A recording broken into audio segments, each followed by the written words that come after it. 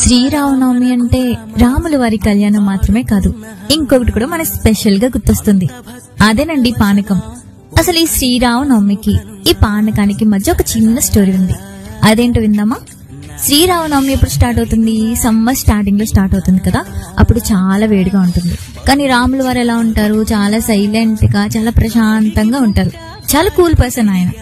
అయితే ఈ పానకంలో కలిపే బెల్లం, మిరియాలు, యాలకులు, లెమన్ అన్ని ఒక ప్రొటెక్ట్ డ్రింక్ లాగా మన బాడీని కూల్ చేస్తాయంట. అంటే రాముల వారిలాగా మనసుని, కోపాన్ని, అహంకారాన్ని అన్నిటినీ తగ్గించుకోవాలి అని ఈ పానకం పోస్తారంట. సో ఈసారి తాగేటప్పుడు ఇదంతా గుర్తు చేసుకుని తాగండి, ఓకే? శ్రీరామనవమి అంటే రాముల వారి కళ్యాణం మాత్రమే కాదు, ఇంకొకటి కూడా మనకి స్పెషల్ గా గుర్తొస్తుంది. అదేనండి పానకం. అసలు ఈ శ్రీరామనవమికి ఈ పానకానికి మధ్య ఒక చిన్న స్టోరీ ఉంది. అదేంటో విందామా? శ్రీరామనవమి ఎప్పుడు స్టార్ట్ అవుతుంది? సమ్మర్ స్టార్టింగ్ లో స్టార్ట్ అవుతుంది కదా. అప్పుడు చాలా వేడిగా ఉంటుంది. కానీ రాముల వారు ఎలా ఉంటారు? చాలా సైలెంట్ గా, చాలా ప్రశాంతంగా ఉంటారు. చాలా కూల్ పర్సన్ ఆయన. అయితే ఈ పానకంలో కలిపే బెల్లం, మిరియాలు, యాలకులు, లెమన్ అన్ని ఒక ప్రొటెక్ట్ డ్రింక్ లాగా మన బాడీని కూల్ చేస్తాయంట. అంటే రాముల వారిలాగా మనసుని, కోపాన్ని, అహంకారాన్ని అన్నిటినీ తగ్గించుకోవాలి అని ఈ ఇంట్లో పూజ చేసుకుని హనుమాన్ గుడికి వెళ్ళాము. అలా గుడికి వెళ్ళినాక ఫస్ట్ ధ్వజస్తంభం ఉంటుంది కదా, అక్కడ 3 ప్రదక్షిణలు చేసుకొని ఇంకా హనుమాన్ జయంతి కదా, హనుమాన్కి దండం పెట్టుకొని ఇంకా పూజ చేద్దామని చెప్పి స్టార్ట్ చేసినాం. ఇదిగోండి స్తంభం చుట్టూ తిరిగేస్తున్నారు, 3 times తిరిగేస్తున్నారు.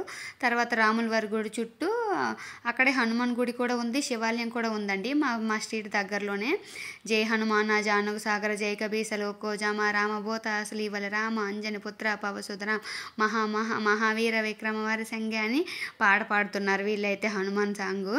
ఆ చుట్టూ ఇంకా 3 times తిరుగుతున్నాము. ఇంకా ఆంజనేయ స్వామి గుడి చుట్టూ 3 సార్లు ప్రదక్షిణ చేస్తున్నామండి. అలా ఇక్కడ నవగ్రహాలు ఉంటాయి కదా, ఇంకా అక్కడ కూడా దండం పెడుతున్నారు. ఎక్కడ పూజ దేవుడు కనిపించినా ఇంకా అక్కడ దండం పెడతారు మా వాళ్ళు అయితే. ఆ దేవుడికి తగ్గట్టు పాట కూడా ఒక శ్లోకం పాడతారు. వాళ్ళకి ఫస్ట్ నుంచి ఇంట్రెస్ట్. సో మేము గుడికి వెళ్ళినా సరే అదైతే ఫాలో అవ్వమని చెప్తాను. స్టార్టింగ్ వినాయకుని పూజిస్తున్నారు, వినాయకుడి దగ్గర శుక్లాంబరదనం పాడుతున్నారు. వినాయకుడి దగ్గర శుక్లాంబరదనం అయిపోయిన తర్వాత పక్కనే శివాలయం ఉంది. ఆ శివలింగానికి నందికి ఫస్ట్ అభిషేకం చేస్తున్నారు. అభిషేకం వాటర్ పక్కన గుడి బయట ట్యాప్ ఉంటే అక్కడి నుంచి తెస్తున్నారు.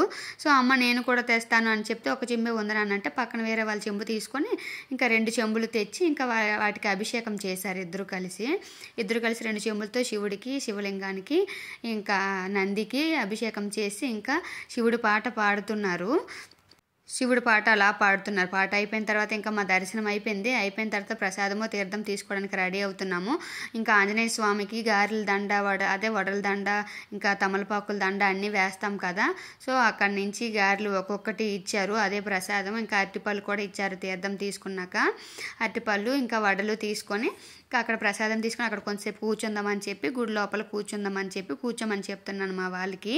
అక్కడ కూర్చొని కొంతసేపు హనుమాన్ దండకం, చాలీసా అవి చదువుకొని ఇంకా చూడండి శివయ్యని కనిపించేసరికి పడి మొక్కేస్తున్నారు.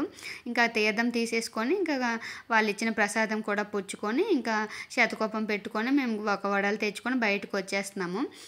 గుడి బయటకు వచ్చినాక ఇక్కడ పులిహోరను శనగలు ప్రసాదం ఇస్తున్నారు. అక్కడ కూడా కొంచెం ప్రసాదం తీసుకొని ఇంకా వెళ్దాం నాన్న, ఎండ వస్తుంది, ఇంటికి కూడా వెళ్ళాలి కదా, లంచ్ ప్రిపేర్ చేయాలని చెప్పి వచ్చేస్తున్నాము. దారిలో అమ్మ మనీ ఇవ్వమ్మా వాళ్ళకి ఇస్తాను అని చెప్పారు. సో మనీ అయితే చేంజ్ లేదు నాన్న, ప్రసాదం అంతా అది ఏమైనా ఇద్దామా అని అంటే సరే చేంజ్ మార్చుకొని వస్తాను అని చెప్పా. అక్కడ ఉన్న ఆవుకి అరటిపళ్ళు పెట్టాడు. ఇంకా బెల్లం ముక్క కూడా దేవుడి దగ్గర ఉంటే అది తెచ్చి పెట్టి ఇచ్చాడు. హ్యాపీ. ఇంకా అలా వచ్చినాక ఇక్కడ చూసారా చిప్పులు, పులిహోర అవన్నీ అమ్ముతున్నారు. ఆ బామ్మ అయితే వచ్చి ఎండలో వీళ్ళైతే రసనాలు, ఎండలో మజ్జిగలు, రసనాలు కూడా ఆంజనేయ స్వామి గుడి దగ్గర ఇస్తున్నారు ఫ్రీగానే.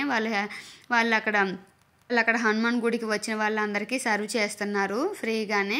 ఎండతో కదండి, ఎండ మీద గుడికి వచ్చి పూజలు చేసి ఉంటారు, ఉపవాసాలతో ఉంటారు, వాళ్ళకి ఆనందంతో ఉంచాలని చెప్పి రసనాలు మా వాళ్ళైతే 2 రసనాలు తాగేశారు. 2 గ్లాసులు, వెళ్ళేటప్పుడు ఒక గ్లాసు, వచ్చేటప్పుడు ఒక గ్లాసు తాగేశారు. నేను కూడా వాళ్ళతో పాటు తాగాను. యాక్చువల్గా మన బ్యాక్ క్యామ్ పనిచేయదు, సో ఫ్రంట్ క్యామ్తోనే మేము వీడియోలు తీసుకుంటాం. ఇదిగో మా ఇల్లు అయితే అటువైపే ఉంది, అలా నడుచుకునే వచ్చాము. రోడ్డు అంతా చూడండి డెకరేషన్ చేశారు. హనుమాన్ జయంతికి జెండాలు కూడా కట్టారు ఆ కలర్తో. ఇంకా మేమైతే తాగేసి అలా నడుచుకొని మెల్లగా మా ఇంటికి వెళ్ళడానికి రెడీ అవుతున్నాము. మంచిగానే పూజ అయితే అంత మంచిగా అయిపోయింది. ఇంకా ఇంటికి వెళ్దాం పదనన్నా, చాలు నడుచుకొని మళ్ళీ వెళ్ళాలి కదా, ఇంటికి వెళ్ళాలి, ఎండగా ఉంది కదా, సో మనం ఇంటికి వెళ్ళి ఇంకా వంట కూడా చేయాలి, లంచ్ ప్రిపేర్ చేసుకొని ఇంకా తినాలి, డాడీ కూడా లేరు కదా ఇంకా అని చెప్పి మేము ఇంకా బయటకు వచ్చేస్తున్నాము. సరే అమ్మ పద కొంచెం కొంచెం తాక్కొని బయటకు వెళ్దామని చెప్పి హనుమాన్ గుడి నుంచి ఇలా బయటకు వచ్చేస్తున్నాము.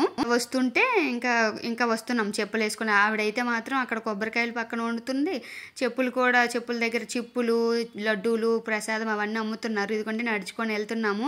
మా వాళ్ళు చూసారా, ఆడుకునేటప్పుడు కూడా ఒక కామ్గా వెళ్ళరు. ఇంకా ఇంటికి వచ్చేసాక లంచ్ ప్రిపేర్ చేసినాను, పుదీనా రైస్ చేశాను, ఇంకా తినేయడానికి రెడీగా ఉన్నాము. ఇదైతే ఈజీగా అయిపోతుంది, కర్రీ ఏమీ అవసరం లేదు, కొంచెం రైతాతో తినేయొచ్చు కదా. సో ఇప్పుడే ఎండతో వచ్చాను, ఏం వండుతానని చెప్పి లైట్గా పుదీనా రైస్ కొంచెం కాజు వేసి రెడీగా చేసేసాను. అదైతే సింపుల్గా 10 minutesలో రైస్ అయిపోయింది, చాలా బాగా వచ్చింది కూడా. కర్రీ అయితే లేకపోయినా పొడి పొడిగా తినేసాము, హ్యాపీగా తినేసి thank you very much. Thank you. ఈ వీడియో కూడా మీకు నచ్చినట్లయితే లైక్ చేసి, షేర్ చేసి, సబ్స్క్రైబ్ చేయండి please my dear friends. Thank you for watching. Please do subscribe if you like video.